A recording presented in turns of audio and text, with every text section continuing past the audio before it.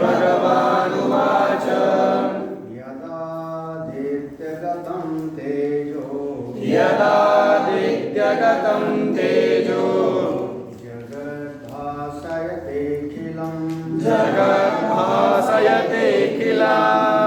यच्चन्द्रमसि यच्चाग्नौ यच्चन्द्रमसि यच्चाग्नौ तत्तेजो विद्धि मामकम् तत्तेजो विद्धि मामकम् गामाविश्य च भूतानि गामाविश्य च भूतानि धारयाम्यमोजसा धारयाम्यहमोजसा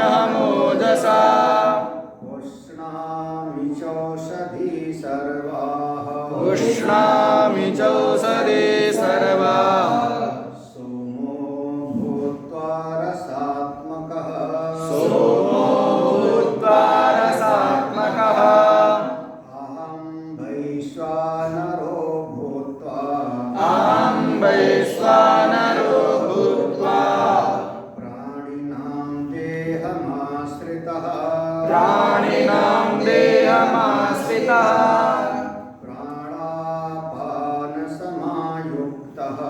प्राणापानसमायुक्तः पचाम्यन्नं चतुर्विधम् पचाम्यन्नं चतुर्विधम्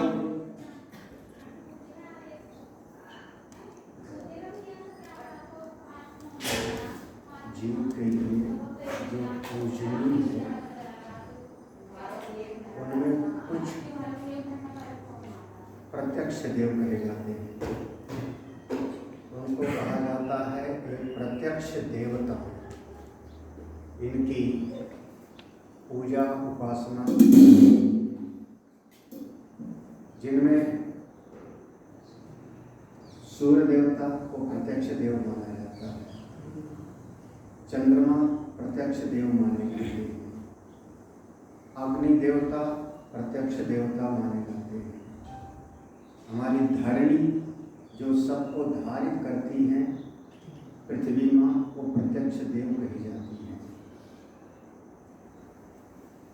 मातृदेव भव, पितृदेव भव और आचार्य, ये तीन जो है हमारे ये जीवन के साथ जुड़े हुए हैं, ये सब प्रत्यक्ष देव है। इनमें सब में अगर ध्यान से विचार करें तो वही परमात्मा की शक्ति है। सूर्य जो प्रकाशित कर रहा है उसी परमात्मा की शक्ति से, चंद्रमा जो सारी वनस्पतियों को औषधियों को व रस से परिपूर्ण कर रहा है उसी परमात्मा की शक्ति से, अग्नि जो प्रकाशवान है तेजवान है उसी परमात्मा की शक्ति से, यह जितने जगत में जीव हैं वो सब के सब अगर सत्तावान है शक्तिवान है तो उसी परमात्मा की शक्ति से, क्योंकि सारे जीवों का आधार अन्न है, वनस्पतियां हैं और वो वनस्पतियां हमारी पृथ्वी माँ से प्रकट हुई हैं और पृथ्वी माँ को धारण करने वाले वही परम सत्ता वही परमात्मा सत्ता है। अब हमारे अपने जीवन में हमको भूख लगी, क्षुधा भीतर भी, और उस भूख से हमने अन्न खाया तो हमारे भीतर एक घटना ये है कि हमको भूख लगती। तो भूख क्यों लगती है? भगवान कहते हैं आपके भीतर एक अग्नि है जिसका नाम है जठरा।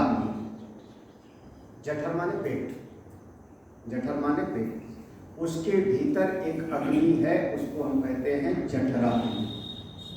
तो अब जैसे बाहर की अग्नि में परमात्मा ने अपने आप को कहा कि बाह्य जगत में जो अग्नि है उसमें मेरा ही स्वरूप है। यच्चा अग्नौ, यच्चा अग्नौ पहले कहा ना, यदादित्यगतं तेजो जगद्भासयतेऽखिलम् यच्चन्द्रमसि यच्चा अग्नौ। तो बाहर की जो अग्नि है उसमें तो परमात्मा है। अब हमारे भीतर जो जठराग्नि बन करके विराजमान है उसमें भी देखो तो वही परमात्मा है। तो यहाँ समष्टि में बाहर अग्नि है और व्यष्टि में वही जठराग्नि बन के विराजमान है। समष्टि और व्यष्टि दोनों एक ही परम सत्ता है, उससे पृथक नहीं। यह हमारे भीतर जो अग्नि है वो हमको भूख लगा देती है।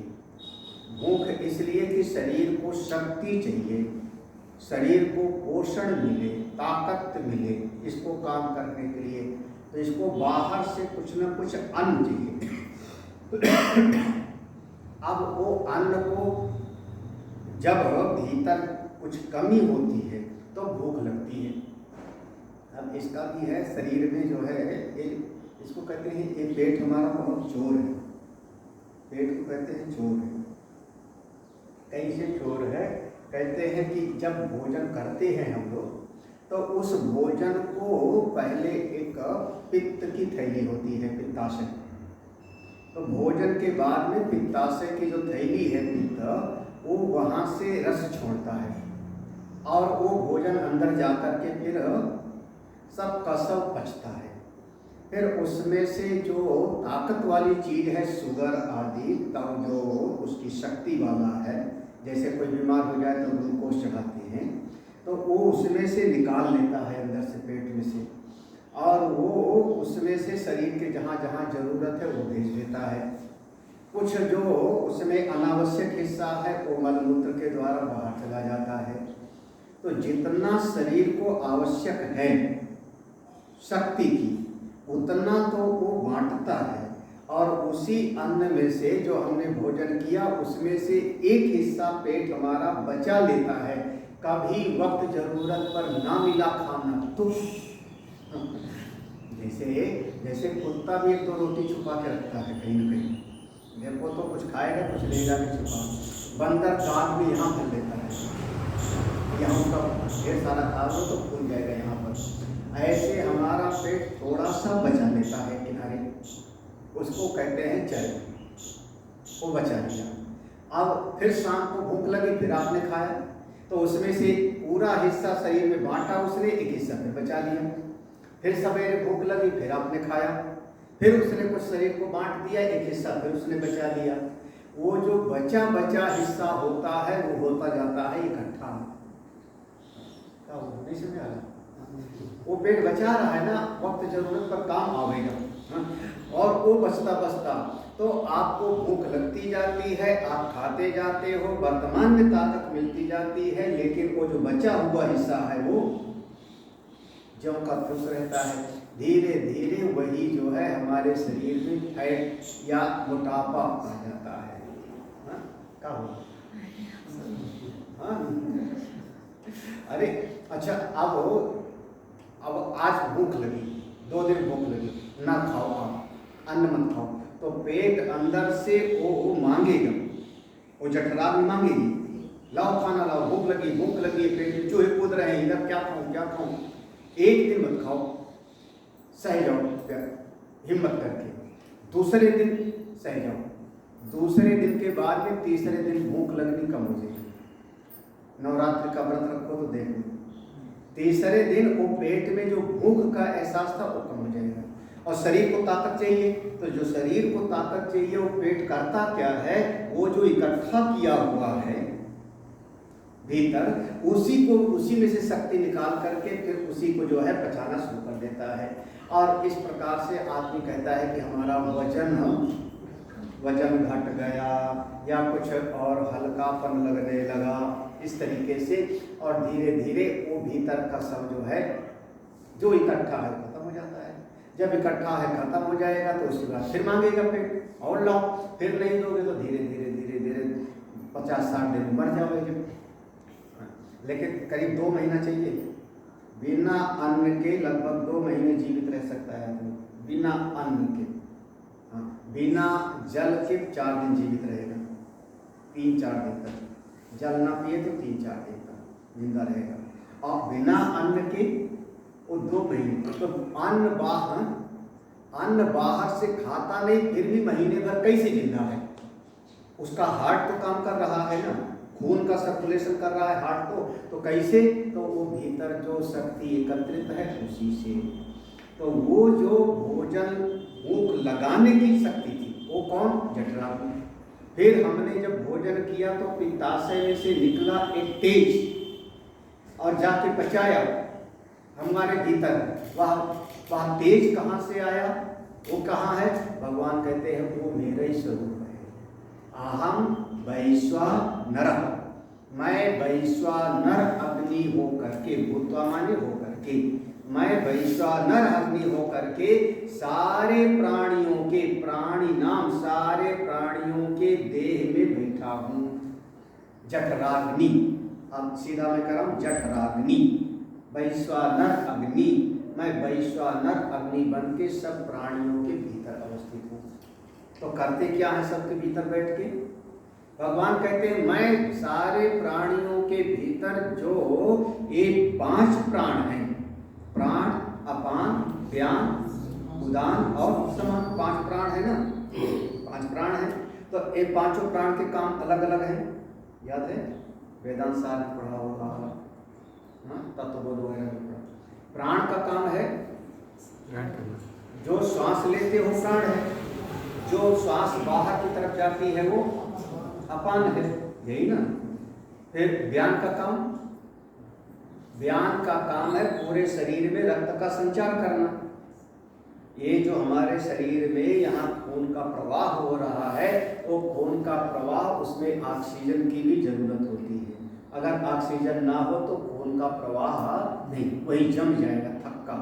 तो एक व्यान का काम होता है रक्त प्रवाह। समान का काम है जो भोजन किया उसको पचाना, और उदान का काम है छींक, खांसी या मृत्यु के समय पर उदान वायु जगती है और ले जाती है।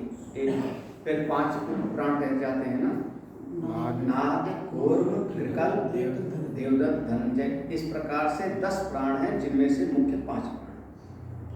भगवान कहते प्राण अपान समायुक्तम, मैं करता क्या हूँ? भीतर आपके जो प्राण अपान आदि हैं इनको सबको बिल्कुल सम कर देता हूँ, बैलेंस में कर देता हूँ। सम में अपना अपना काम ठीक ठीक करें, घट बढ़ न जाऊं। अरे ऐसे समझो, अब श्वास तेजी से आने लगे तो क्या कहते हो? हाँफने लगा, उसी समय कह दो कि अब चलो आप खाना खाओ, तो कहेगा थोड़ा थोड़ा सांस से लेने दो, ऐसे कहेगा ना। प्राण अगर बहुत तेजी से चल रहा हो तो खा नहीं पाएगा, बिल्कुल ना चल रहा हो श्वास तो भी नहीं खा पाएगा। पेट में पचे ही ना तो खाएगा तो अजीर्णे भोजनम, तो ये सबको बराबर करता बिल्कुल प्राण अपान को। और 4 प्रकार का जो भोजन जीव करता है उसको मैं भीतर जठराग्नि बन करके, वैश्वानर अग्नि बन करके मैं पचाता हूँ। भगवान भीतर आपके भीतर इस रूप में विराजमान है, जो जठराग्नि है, जो वैश्वानर अग्नि है। अरे देखो, अभी भी किसी से पूछो कि कितना टेम्परेचर है तो कहता है 98.8 कि 6 98.6 कि 8 भी हो जाएगा, 96.8 हो जाएगा तो हरारत हो जाएगी 6। विवेक कितना? 98. मैं तो 8 समझ रहा हूँ। हो रहा है 98.4। अब लो, अब सनसेट हो गया। आप पक्का सनसेट हो गया। सेंटीग्रेड में आ जाइए, 37 डिग्री सेंटीग्रेड, आप 4.5 छोड़ दीजिए। चलिए जो भी है, लेकिन 98 तो इतना तेज तो लगातार बना है शरीर में ना। 98 डिग्री तो लगातार बना है ना। 1 डिग्री बढ़ जावे तो बुखार, और 97.6 हो जावे तो आदमी कहेगा ठंडा होने लगा, यही ना। इतना शरीर में जो तेज लगातार बना हुआ है, ये जो गर्मी 98, 1-2 डिग्री 104-5 हो गया तो कहेंगे गया काम से। तो ये जो इतना 98 हमारे शरीर में इतना ताप लगातार बना रहा, ये किसकी शक्ति से? आदमी जब मरने वाला होता कहते शरीर इसका ठंडा, डॉक्टर भी आकर के सबसे पहले यही देखते हैं। ये देखा, फिर यहाँ लगाया, नाक के पास लगाया, बोले मर गए, क्योंकि शरीर ठंडा हो गया, नस चल नहीं रही, सांस आ नहीं, खत्म। तो इतना तेज किसका है? बोले ये शरीर को धारण करने वाला, जैसे सूर्य को धारण करने वाला परमात्मा, चंद्रमा को धारण करने वाला परमात्मा, अग्नि को धारण करने वाला परमात्मा, पृथ्वी को धारण करने वाला परमात्मा, तो इस शरीर को धारण करने वाला बस आप परमात्मा से ही चल रहे हैं। जल बीच मीन पियासी, जैसे मछली है जल में ही पैदा हुई, जल में ही बड़ी हुई, जल में ही मर भी जाती है, लेकिन उसको जो है श्वास लेने के लिए बाहर आना पड़ता है, कहते हैं जल बीच मीन। ऐसे ही हम सब उसी परमात्मा में ही मेरा जीवन चलता है, वही सब काम करते हैं, भोजन को पचाते हैं, भाषते को सरल है। इसीलिए शायद इसको 15वां अध्याय को जोड़ दिया है भोजन के समय में, क्योंकि प्राण अपान आपका सम रहे इसको जोड़ा है। और इस विषय पर ब्रह्मसूत्र में एक प्रश्न उठाया है, ब्रह्मसूत्र में पूछा है कि भोजन करने के पहले, जब भोजन करो तो भोजन करने के पहले मुझे आचमन करो, जैसे भोग लगाते हैं ना ब्रह्मार्पण, वो आचमन करो। आचमन करने के बाद 5 ग्रास मुंह में डालना चाहिए, ऐसे जैसे भगवान को भोग लगाते हो, प्राणाय स्वाहा, अपानाय स्वाहा, व्यानाय स्वाहा, समानाय स्वाहा, उदाहरण है ना। और 5 ग्रास मुख में डाला आपने, 5 प्राण को आहुति दिया, और फिर उसके बाद आपको आचमन करना चाहिए, फिर उसके बाद आचमन करना चाहिए, तब भोजन करना चाहिए। तो इस पर फिर ब्रह्मसूत्र में प्रश्न किया है कि 5 ग्रास मुख में डालने के बाद आचमन करना चाहिए कि नहीं करना चाहिए, ये वहाँ पर शंका उठाई और फिर इस पर समाधान किया है अंत में जाकर के। अब भोजन करने के पहले अगर थोड़ा सा जल आपके भीतर चला गया तो आपका गला थोड़ा सरस हो जाएगा, भोजन को खाने में आपको आसानी होगी।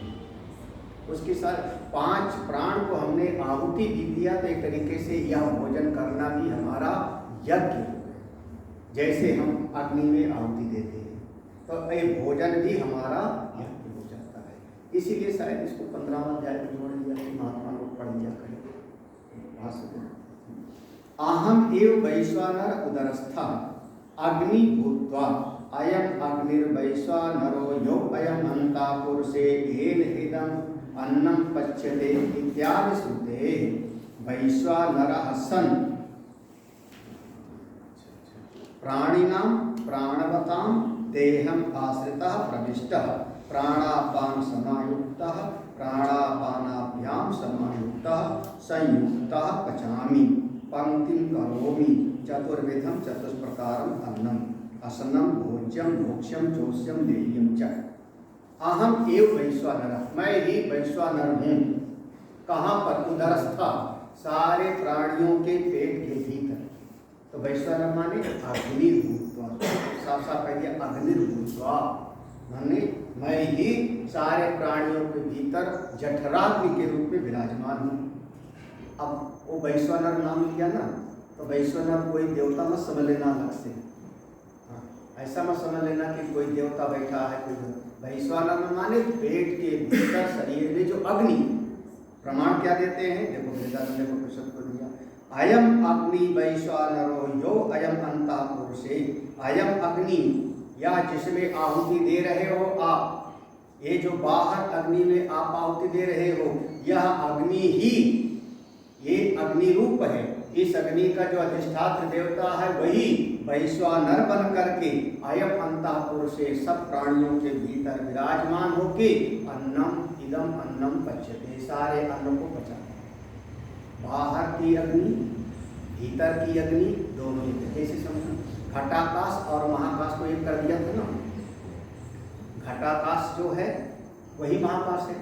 तो ऐसे जो बाहर अग्नि है वही आपके भीतर भी अग्नि है, दोनों में भेद नहीं। ऐसा श्रुति में लिखा इत्यादि श्रुते। तो वैश्वानर, ये वैश्वानर माने जठराग्नि आपके भीतर तेज, जिसके कारण शरीर चल रहा है। किस में रहता है? प्राणिनाम प्राणवताम देहम आसक्ता, जितने प्राणधारी जीव हैं जिनमें श्वास प्रश्वास चल रही है, प्राणवताम, वो सब। लेकिन प्राण चलता तभी है जब कोई शरीर का धारण हो। देहम आश्रितः, देह माने देह, वैसे देह कहते हैं जिसको जलाया जा सकता है। जैसे पेड़ है, हम कहते हैं पेड़ भी सांस लेता है, पेड़ भी सांस लेता है, तो पेड़ का भी अपना एक शरीर हुआ। तो प्रत्येक शरीरधारी में जो भी नाम रूप वाला है देहम आश्रितः, उन सब के भीतर जो श्वास आदि आ रही है वो सबका सब मैं ही हूँ। ऐसा प्राणवताम देहम, जिसमें जिसमें भी प्राण शक्ति है, पेड़ पौधे आदि भी, पशु पक्षी आदि भी, सब में मैं प्रविष्ट होकर के प्राणापान समायुक्ता, सबके भीतर प्राणपान को बराबर करके, कैसे प्राण अपानाभ्याम समायुक्ता संयुक्ता, प्राण और अपान को बिल्कुल सम बराबर करके अपना अपना काम ठीक से करें। इस प्रकार से करके पचामी, माने पचामी माने पंक्ति करोमी, जो अन्न खाया उसको अलग अलग सही सही हिस्सा में बांट देता हूँ। पंक्ति करोमी माने जो जहाँ का हिस्सा है उधर ही।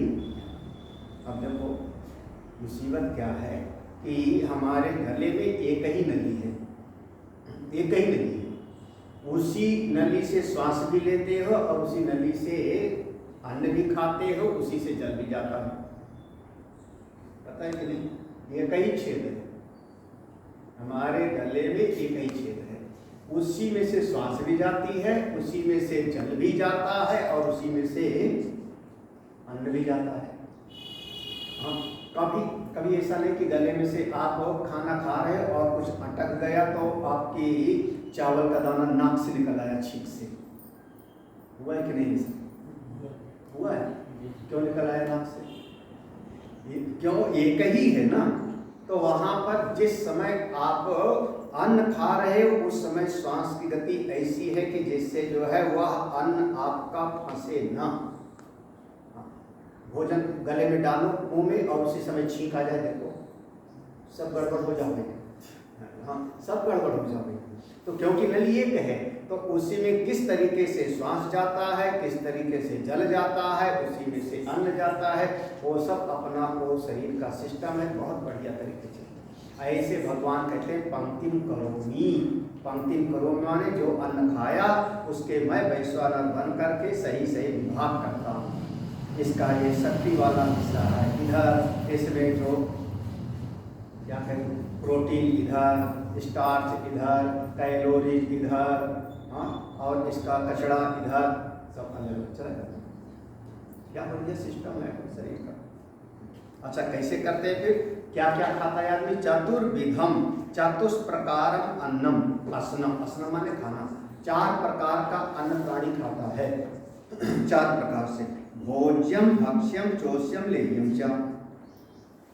कौन सा 4 क्या होगा? भोज्य माने, भक्ष्य माने,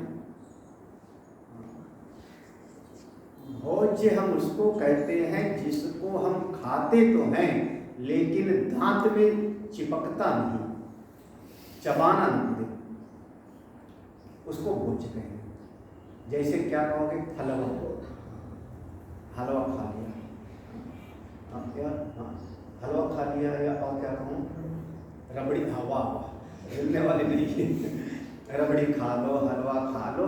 तो भक्ष्य माने मुंह में रखा और खा गए, चबाने की जरूरत नहीं पड़ी। हाँ, वो भोज्य है, इसको भोज्य कहते हैं। भक्ष्य माने जिसको चबाना पड़ता है, चना है, रोटी है, ये सब का जिसको चबाना पड़ता है। चबा कहते हैं 32 बार चबाओ तब खाओ, उसको कहते हैं भक्ष्य। तो जिसको चबा करके खाते हो वो है भक्ष्य, और जिसको मुख में रख के निकल जाते हो वो हो गया भोज्य। हिसाब बता दो क्या क्या बनाते हो, भोज्य कौन सा है, भक्ष्य कौन सा है। और तीसरा है जिसको कहते हैं ले, हाँ नहीं, चोष्यम, चोष्यम, चोष्यम माने जिसको आप चाटते। वाह, आइसक्रीम, आइसक्रीम है, चटनी है, अब लगा लो हिसाब, चटनी है, अचार है, जो कुछ हो जिसको आप, हाँ, वैसे चोष्य में हम सबसे बढ़िया कहते हैं गन्ना। गन्ना है, क्या करते हो आप? चूसते हो ना, आम। हाँ, तो वो क्या हो गया? चूस से, चटनी आदि दे दो जिसको आप चाटते हो, चूसते हो। और ले माने बिल्कुल आसान सा, ले माने जो बिल्कुल तरल पदार्थ है। हाँ, दूध है, लस्सी है, जल है। हाँ, जल को नहीं लेंगे, जल को लगे रख दो, जल तो अलग चीज हो गई। लेकिन जैसे दूध है, दही है, लस्सी है, या जूस है, शरबत है, आपने उसको पी लिया। ये 4 प्रकार का भोजन भगवान कहते हैं। चारों प्रकार के अन्न जो ये 4 प्रकार का भोजन हुआ, चबा के खाने वाला, मुंह में रख के निकल जाने वाला, बिना चबाए चाटने वाला और पीने वाला, बस 4 प्रकार का। अब बताओ 5वां कौन सा होगा? हाँ, नहीं, आप 56 प्रकार का भोजन बनाओ। 56 प्रकार का भोजन सब इसी 4 में ही आ गया ना। तो भोज्यम, भक्ष्यम, चोष्यम, लेह्यम च, ये 4 प्रकार के अन्न को भोक्ता वैश्वानरः अग्नि। अब बहुत समझ करके इस पंक्ति को देखना। भीतर बैठ करके जो यहाँ वैश्वानर अग्नि है वही भोक्ता है। जैसे कहा ना, प्रकृति और पुरुष, प्रकृति करता है और पुरुष भोक्ता है, यही ना, क्षेत्र और क्षेत्रज्ञ, यही कहा था ना, ऐसे बताया था ना। तो ये शरीर क्षेत्र है, तो भोक्ता वैश्वानर अग्नि, यह जो भीतर बैठ करके भोगने वाला है पुरुष, वो कौन है? वैश्वानर, वही भोक्ता है। और भोज्यम अन्नम सोमः, भोज्य कौन सी हुआ? जब भोक्ता है तो किसका भोग कर रहा है? किस चीज का? तो कह रहे भोज्यम अन्नम सोमः, यह जो अन्न है चंद्रमा। अब इसका आधार जाएगा उसमें, कौन सा उपनिषद है? ऐतरेय उपनिषद में रई और प्राण ये प्रश्न, रई और प्राण 2 चीज की उत्पत्ति हुई। तो रई हो गई है भोज्य और प्राण हो गया है भोक्ता। हाँ, तो ये देखो 2 चीज है ना। जैसे भीतर बैठ करके मैं भोगता हूँ और बाहर प्रकृति की जो चीजें हैं, अन्नम सोमा, यह जो अन्न है जिसको खाया जा रहा है वो सब का सब सोम देवता वही प्रकृति है। तो ये पुरुष और प्रकृति का आपस में व्यवहार हो रहा है। प्रकृति बनाती रहती है तरह तरह की चीजें और पुरुष उसको भोगता है। तो यह जो भीतर बैठ करके अविद्या उपहित पुरुष है, ये इसको ध्यान से समझना, तभी आगे के प्रश्न समझें।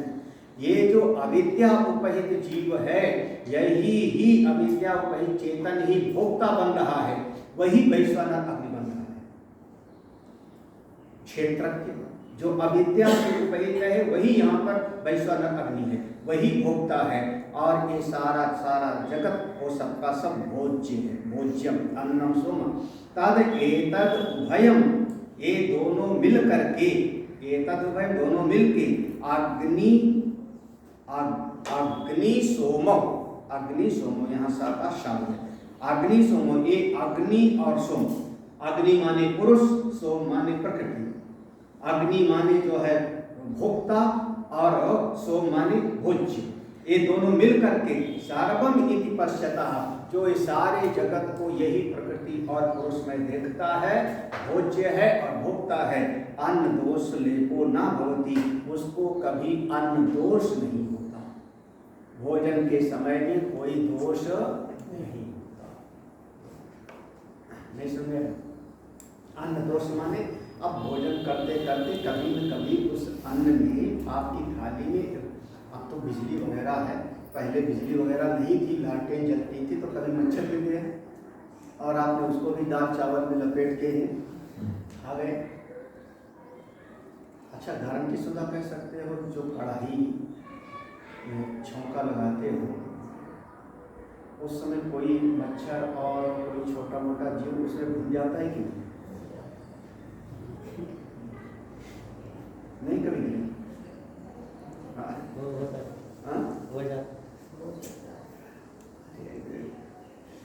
आपको ये जो और जगह पर धर्मशाला, होटल में जो आटा वगैरह आता है, क्या सोचो सब छानते हैं क्या उसको? चावल है सब, जो कीड़ा उड़ा पड़ गया सब उसी में गूंद देते हैं, क्योंकि उनको इतना रोज घूमने तो आश्रम में तो चावल जीरा राइस बनता है। बोलो अब ज़्यादा मत समझना जीरा तो अब क्या हुआ है, बोले उससे जो है जो कोई दोष होता है, पाप लगता है, जब ये दृष्टि होगी तब उसको किसी प्रकार का भी पाप अन्य दोष लेको ना होती। अब इसमें और भी है, कई बार कोई भगत है जो अन्न ला करके भोजन खिला देता है, मन का भाव अच्छा नहीं है उसका, इसमें कई दोष देखा जाता है। जैसे भोजन के साथ आहार शुद्ध कहते हैं ना, तो उसमें वस्तु शुद्धि, लहसुन प्याज ना हो, जैसे इस तरीके इसको कहते हैं वस्तु शुद्धि। फिर स्थान शुद्धि, जहाँ बनाया जाता है वो जगह आपका शुद्ध होना चाहिए। खास करके ये सब वैष्णव महात्मा लोग बहुत इस पर ध्यान देते हैं। अयोध्या तो सन्यासी लोग तो पूरे भ्रष्ट हैं तो वैष्णव लोग तो बहुत ज़्यादा। स्थान शुद्ध हो, वस्तु शुद्ध हो, भाव शुद्ध हो। भाव शुद्ध माने जो खाना बनाने वाला है उसका मन अच्छा हो, रोते रोते ना बनावे। अगर घर की देवी है रोते रोते खाना बना रही है तो फिर आप खाओ और उसको कैसे आप खुश रहोगे। भाव शुद्धि हो गई। और फिर भाव शुद्धि के साथ में ये सब दोष हो जाते हैं, उसकी कमाई ठीक ना हो। खास करके हम लोगों के आश्रमों में यही करते हैं, आदमी उल्टा सीधा कमाता है, ले जा करके आश्रम में जाता है और खाएं महात्मा, तो महात्माओं को भी बुद्धि खराब होती है क्योंकि कमाई उसकी अशुद्ध है। तो ये सारे दोष, अगर ये दृष्टि रहेगी तो कोई भी अन्न का दोष उसको लिपायमान, वो केवल क्यों खा रहा है, एक जीवन धारण के लिए। हमारे भीतर वह जठराग्नि है, वैश्वानर अग्नि है, उसको मैं आहुति दे रहा हूँ। जैसे बाहर की अग्नि में आहुति देते हैं, ऐसे भीतर वैश्वानर की अग्नि में अन्न की आहुति दे रहा हूँ। ये दृष्टि हो तो फिर वो अति का भला न बोलना, फिर अति नहीं होगी ना, भोजन में अति नहीं होगी, अनावश्यक नहीं खावेगा, वो अन्न आपका जीवन को अच्छा बना देगा। किंचा और भी आगे। अब 4 प्रकार के, तो 2 दृष्टि हो गई, भोज्य और भोक्ता। भोज्य और भोक्ता, प्रकृति और ऐसी दृष्टि रखी। सर्वस्य चाहं हृदि सन्निविष्टो, सर्वस्य चाहं हृदि सन्निविष्टो, मत्ता स्मृतिर्ज्ञानमपोहनं च, मत्ता स्मृतिर्ज्ञानमपोहनं च, वेदैश्च सर्वैरहमेव वेद्यो, वेदैश्च सर्वैरहमेव वेद्यो, वेदान्तकृद्वेदविदेव चाहं, वेदान्तकृद्वेदविदेव चाहं। पहले श्लोक का सुनना। चाहम लिखा है ना, चाहम। हमारे पूज्य स्वामी तेजोनंद जी इस पर बहुत ध्यान देते हैं। कहते हैं सब चाह का ही जो है खेल है। देखो लिखा है चाह, चाह। तो अब वो यहाँ पर संधि विच्छेद कर लेना। आहम सर्वस्य हृदय सन्निविष्टा। ठीक है, आहम सर्वस्य, मैं सभी प्राणियों के हृदय में प्रवेश करके विराजमान हूँ। आहम मिल रहा है ना, कहाँ पर है, चाहम। आहम सर्वस्य हृदय सन्निविष्टा, सभी प्राणियों के हृदय में मैं विराजमान हूँ। सन्निविष्टा माने प्रवेश करके विराजमान हूँ। फिर मत्तः, मुझसे ही, मत्तः स्मृति, मुझसे ही सारे जीवों को याददाश्त रहती है। सब ये जितना जीवों को याद रहता है 5 साल पुरानी बात, 15 साल पुरानी बात, किसकी शक्ति से? भगवान कह रहे मेरी शक्ति से। मैं चला जाऊं तो कुछ याद वाद और भरोसा नहीं, याद तो जाने दो महाराज, कुछ क्षण में ही शरीर का लीला समाप्त हो जाती है। अभी भी हमारे महामंडलेश्वर जी कर वहीं खड़े थे महामंडलेश्वर ना जी, हाँ अभी जो है तो आए थे वहाँ पर जी, हाँ अखाड़े में, वहाँ पर बैठक थी हरिद्वार में, और रात में ही उत्तम गिरी जी का जी चेतन देव जी का उनका स्थान पिरोवा कुरुक्षेत्र के पास, कुरुक्षेत्र के पास, लेकिन फिर यहीं पर और यहीं से फिर उनको जो है गंगा जी में लीन धारा में आप गए थे क्या? नहीं। तो मत्ता स्मृति सारी यादाश्त किसके कारण है? बोले मुझ परमात्मा के कारण। मत्ता स्मृति जितना आपको बात समझ में आ जाती है, गुरु जी ने समझाया, शास्त्र ने समझाया और आपने कहा समझ गए, किसके कारण? ये मत्ता को लगाओ वहां भी। मत्ता ज्ञान, मुझसे ही ज्ञान होता है। ये मत्ता सबके साथ लगाओ। मत्ता स्मृति भगवान कह रहे मुझसे ही सबको यादाश्त रहती है, मुझसे ही सबको ज्ञान प्राप्त होता है। अपोहनम मत्ता अपोहनम च, मुझसे ही, मेरे कारण ही मैं सत्तावान हूँ, तभी सब जो पढ़ा लिखा है भूल जाता है। अपोहनम माने मिट जाना, हट जाना, गायब हो जाना। तो मुझसे ही सबको स्मृति है, मुझसे ही ज्ञान होता है और मुझसे ही भूल भी जाता है। ये जो भूल जाना है बहुत बड़ी दवाई है संसार में। संसार में बहुत बड़ी दवा है भूल जाना। ज्यादा आदमी जब बहुत ज्यादा याद रहे तो पगला जाता है। यहाँ तक कि 1 साल पहले कोई ऐसी विपत्ति की घड़ी थी प्राणी के जीवन में कि लगता था अब मैं मर जाऊं, किसी तरीके से रह गया। 4 महीने बाद है वो फिर वो भूल जाता है सब। 4 महीने बाद भूल जाता है। क्या सृष्टि है? नहीं समझ आ रहा भूल में। ये भगवान की बहुत बड़ी दवाई। एक दिन दर्द हो गए दांत में, लगता है दुनिया बेकार, और कुछ दिन के बाद में मंजन किया, दवाई ववाई किया, ठीक हो गया तो दर्द ही भूल गया। क्या स्थिति है? ये भी भगवान की साफ फसल। अगर भूले ना आदमी तो विस्मृति हो जाना, हमारे दुख की घड़ी, हमारी और सारी चीजें भूल जाना, वो भी शरीर है। सबके भीतर है शक्ति, बस ज्ञान वाली बात मत भूल जाना। नहीं तो कह दो जो श्लोक पढ़ रहा था सब भूल गए, भगवान की बड़ी कृपा।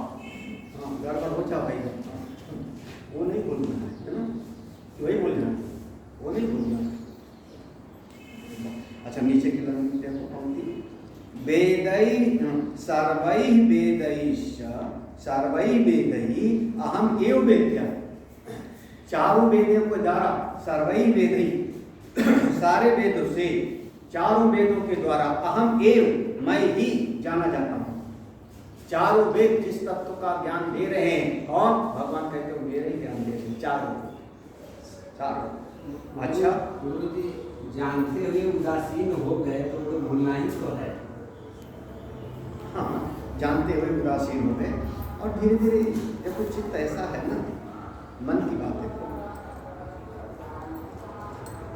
ये मन में ना तो हमेशा राग टिकता है ना द्वेष टिकता है, क्योंकि हम क्या कहते हैं वृत्तियों के प्रवाह का नाम ही तो मन है ना। चित्त में वृत्तियों का प्रवाह निरंतर चलता रहता है। पुरानी वृत्ति जाती है, नई वृत्ति आती है। तो जैसे राग चला गया, द्वेष चला गया, ऐसे चित्त में से शत्रु भाव भी चला जाता है, मित्र का भाव भी चला जाता है, अरे अपने का भाव भी चला जाता है, पराये का भाव भी चला जाता है। तो ये चित्त में से सब धीरे धीरे चला जाता है। वर्तमान में जब 2 स्थिति है, अभी जैसे कोई घटना घट गई तो वर्तमान में अब हमारे चित्त में वो बैठ गया कोई बात कि देखो ये मेरा मित्र है या मेरा शत्रु है, तो वर्तमान में उदासीन का भाव लाना चाहिए, साक्षी भाव, उदासीन का भाव। लेकिन धीरे धीरे 4 महीना, 6 महीना, साल भर में वो सब का सब। इसीलिए सकत में देखो ना, संसार में कहते हैं कि जिससे एक दिन लड़ाई होती है वही कुछ दिन के बाद में बहुत गहरा मित्र भी हो जाता है। ये जगत का स्वरूप देखा जाता है अनेक बार देखो।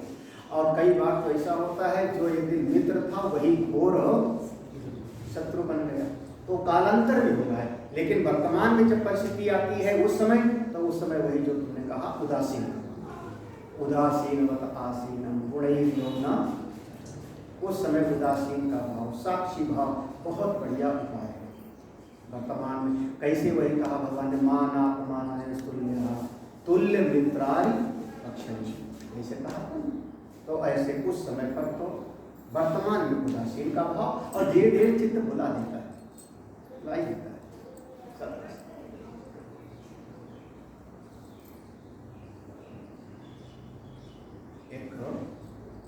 एक हमारी जो है भगवान रामानुजाचार्य जी, कोई निम्बारकाचार्य जी, वल्लभाचार्य जी, जगत गुरु भगवान शंकराचार्य जी, ये जो परंपरा चली है इसमें भी मैं ही हूँ।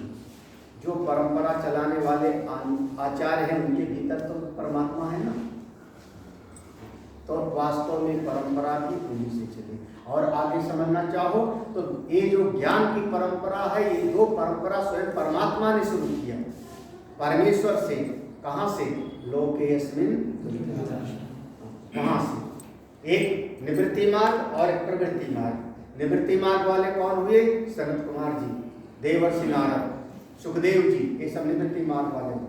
प्रवृत्ति मार्ग वाले कौन हुए? मरीचि, अत्रि, वशिष्ठ, गौतम, भारद्वाज, ये सब। फिर उनके बाद मनु महाराज, ये सब कौन से हुए? एक दो अनादिकाल से वेदांत कृत माने ये परंपरा को चलाने वाला भी नहीं। फिर देखो वेद विद एव चाह, वेद विद, यहाँ पर वेदांत कृत अलग कर लेना। फिर वेद विद, वेद को जो जानने वाले आचार्य लोग हैं, वेद को समझने वाले जो आचार्य हैं, उनके भीतर भी मेरी ही शक्ति है, चाह अहम, उनके भीतर भी मैं ही विराजमान। तो वेद, चारों वेदों से जिस तत्व का बोध होता है वो भी मैं हूँ। वेद का बोध प्राप्त करके जिन्होंने परंपरा चलाई वो भी मैं हूँ। और जो शिष्य लोग वेद को जान लेते हैं वो भी ही मैं। देखो यहाँ पर पूरा वही हो गया ना, शिष्य, आचार्य और बीच में कौन? जो वेद के द्वारा प्रतिपाद्य देव, वो सब का सब मैं भाषण। श्लोक तो समझ में आ गया ना, आसान सा है। सर्वस्य प्राणी जातस्य अहम आत्मा सन हृदय बुद्धौ सन्निविष्टा अतो मत्ता आत्मनः सर्व प्राणिनाम स्मृति ज्ञानम तद अपोहनम च। देखो सर्वस्य प्राणी जातस्य, सभी प्राणधारी जीव जितने हैं सबके भीतर अहम आत्मा सन, मैं आत्मा बनकर के बैठा हूँ सबके भीतर। अरे सब जिंदा हैं, सबकी आत्मा में है, सबके भीतर आत्मा स्वरूप से हूँ। कहाँ पर? बुद्धो सन्निविष्टा, मैं सबकी बुद्धि रूपी गुफा में विराजमान, सबके हृदय में विराजमान, सबके भीतर आत्मा बन के विराजमान। इसलिए अतः, इसलिए मत्तः, मुझ आत्मा से ही, आत्मन, मुझ आत्मा से ही सर्व प्राणी नाम, सारे प्राणियों की स्मृति रहती है, ज्ञान होता है, और तत् अपोहनम, वह विस्मृति हो जाती है। क्योंकि सब जिंदा है तभी तो ना, आत्मा है तभी तो ना। अब इन तीनों का रहस्य थोड़ा खोलते हैं। एक स्मृति, ज्ञान और अपोहन क्यों हो जाता है, तो उसका थोड़ा सा ध्यान रखना। येषां पुण्य कर्मिणाम पुण्य कर्म अनुरोधेन ज्ञान स्मृति भवता। येषां, जो साधक लोग पुण्य कर्म करने वाले हैं, यज्ञ यागाद साधन भजन करने वाले हैं, सत्संग सुनने वाले हैं, जो पुण्य कर्म करने वाले हैं, तो पुण्य कर्म के बल से, पुण्य कर्म अनुरोध माने पुण्य कर्म के बल से ही, पुण्य कर्म के फलस्वरूप उनके भीतर ज्ञान और स्मृति दोनों बनी। जो महापुरुषों के भीतर एक से एक प्रज्ञावान है।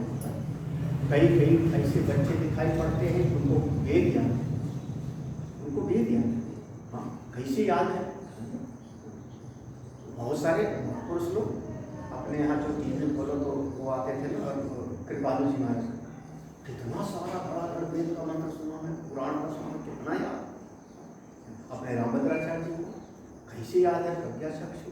तो एक पुण्य कर्म, इस जन्म में पुण्य किया या पूर्व के जन्म, पुण्य कर्म करने वालों के भीतर उस पुण्य कर्म के फलस्वरूप, पुण्य कर्म के बल से उनके भीतर ज्ञान और स्मृति दोनों बनी हुई, समझदारी बनी हुई। उल्टा देखो, इसका उल्टा क्या होगा, तथा पाप कर्मणाम पाप कर्मानुरूपेण स्मृति ज्ञानयो अपोहनम च अपायनम अपगमनम च। तथा पाप कर्मणाम, जो पाप कर्म करने वाले हैं, तो पाप कर्म अनुरूपी उसी पाप कर्म करने के बल से, पाप कर्म के फल स्वरूप स्मृति ज्ञानयो, स्मृति और ज्ञान, जो पढ़ा लिखा है ज्ञान स्मृति सब, अपोहनम च अपायनम, सब का सब चला। पढ़ा लिखा बुद्धिमान बहुत याद कर लिया, लेकिन कुछ ऐसे कर्म करने लगा जिससे सबका सब उसका पढ़ा लिखा भूल जाता। क्या कहें इसको? हाँ, जब आप, इसीलिए कहा जाता है आप यज्ञ करते रहो, स्वाध्याय करते रहो, सत्संग करते रहो, अनभ्यासे अनभ्यासे विसंविद्या। जब जैसे कहते हैं पान का पत्ता है, पान का पत्ता अगर पलटते ना रहो तो सड़ जाए। पान का दुकान वाला जी, अगर कोई बोलेगा नहीं, पान का दुकान वाला जिंदगी भर पाने लगाया, चूने लगाया सबको। पान लगाने वालों को हम लोग जन बोलते थे चूना लगाता था। तो अब पान का पत्ता है यूँ रखा हुआ है, उसको वो ऊपर नीचे करता नहीं करोगे तो पान का पत्ता सड़ जाएगा। ऐसे शास्त्र है, शास्त्र के पेज को उलटते पलटते देखते रहो। नहीं पढ़ोगे लिखोगे तो सबका सब। अच्छा नहीं पढ़े लिखोगे तो दुनिया का काम करोगे, फिर लड़ाई झगड़ा का काम करोगे। हाँ, फिर वो वहाँ ऐसा बैठा था, वहाँ वो बोल रहा था, निंदा चुगली करोगे। तो संसार में लगोगे तो शास्त्र की बात आपको। जो शास्त्र अभ्यासी हैं उनको कहते हैं हमको समय कहाँ है, हमारे पास टाइम नहीं है। किसी ने कहा अरे सुन सुन क्या हो रहा है, बोले अब उधर चल, हमारे पास अब हमको गीता